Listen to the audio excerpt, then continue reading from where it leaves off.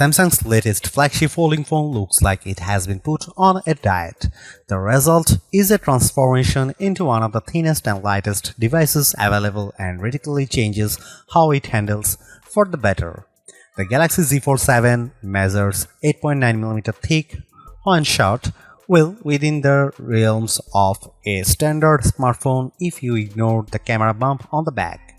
It easily fits in a pocket but opens up to turn into a folding tablet just 4.2mm thick.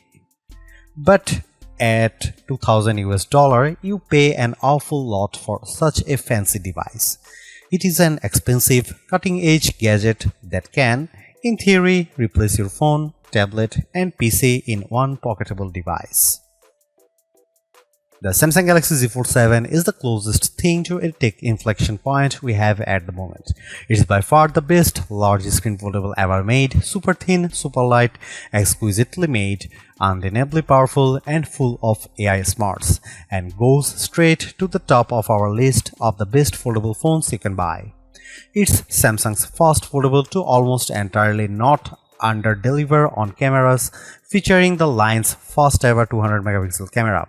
It feels like more than progress, it's a folding phone revelation.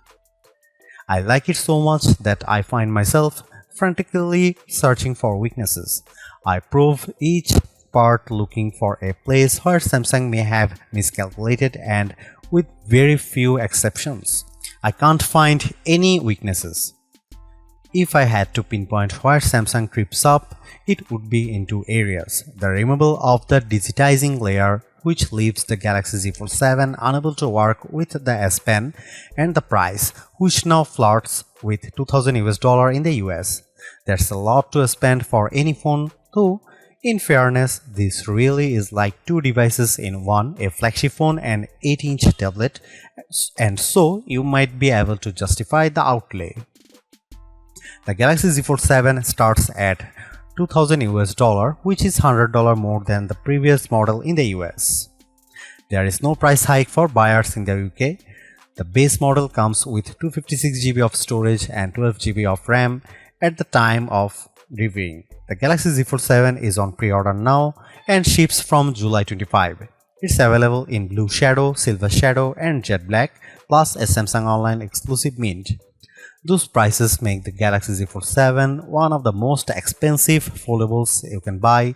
In the US, it now costs $100 more than a similarly configured Google Pixel 9 Pro Fold.